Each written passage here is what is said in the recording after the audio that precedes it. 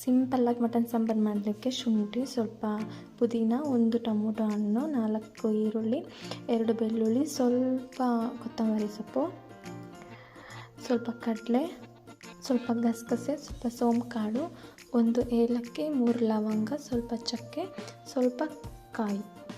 ಇದನ್ನೆಲ್ಲ ಸೇರಿಸಿ ಸ್ವಲ್ಪ ಫ್ರೈ ಮಾಡ್ಕೋಬೇಕು. 2 ಟೇಬಲ್ ಸ್ಪೂನ್ ಆಯಿಲ್ ಹಾಕಿ ಎಲ್ಲ ಹಸಿ ಸ್ಮೆಲ್ ಹೋಗೋವರೆಗೂ ಹುರ್ಕೊಬೇಕು.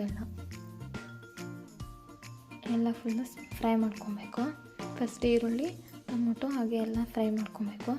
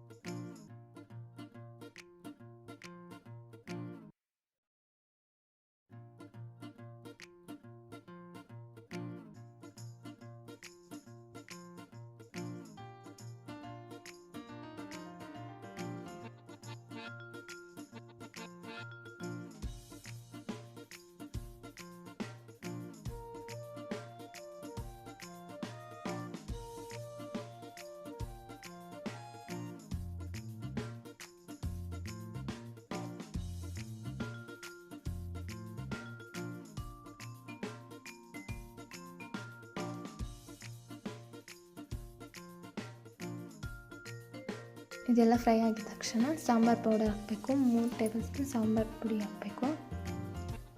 ಅದನ್ನು ಸ್ವಲ್ಪ ಫ್ರೈ ಮಾಡಿಕೊಂಡು ಅದನ್ನೆಲ್ಲ ಫುಲ್ಲು ಆರಿಸ್ಕೊಂಡ್ಬಿಟ್ಟು ಜಾರಿಗೆ ಹಾಕ್ಕೊಂಡು ನೀಟಾಗಿ ಪೇಸ್ಟ್ ಆಗೋ ಥರ ರುಬ್ಕೊಬೇಕು. ಅದು ಈ ಥರ ಪೇಸ್ಟ್ ಆಗಬೇಕು. ಮಟನ್ನ ಈ ಥರ ತೊಳ್ಕೊಬೇಕು. ಒಂದು 3 ಸಲ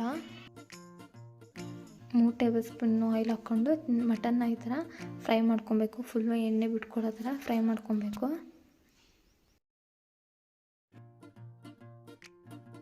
ಅದಕ್ಕೆ ಸ್ವಲ್ಪ ಅರಿಶಿನ, ರುಚಿಗೆ ತಕ್ಕಷ್ಟು ಉಪ್ಪು ಹಾಕ್ಕೊಬೇಕು. ಈ ಥರ ಆಯಿಲ್ ಬಿಟ್ಕೊಬೇಕು. ಅದು ಆಯಿಲ್ ಬಿಟ್ಕೊಂಡಿದ ತಕ್ಷಣ ಅದನ್ನು ಮಸಾಲೆ ರುಬ್ಕೊಂಡಿರ್ತೀವಲ್ಲ ಅದನ್ನು ಅದಕ್ಕೆ ಹಾಕಿಬಿಟ್ಟು ನೀಟಾಗಿ ತಿರುಗಬೇಕು. ನೀಟಾಗಿ ಅದನ್ನು ಮಿಕ್ಸ್ ಮಾಡಬೇಕು. ಮಿಕ್ಸ್ ಮಾಡಿ ನೋಡಿ, ಬಿಸಿ ಬಿಸಿ ಮುದ್ದೆನೂ ರೆಡಿ ಆಗ್ತಿದೆ ನೋಡಿ. ಈ ಥರ ಕುದಿಬೇಕು.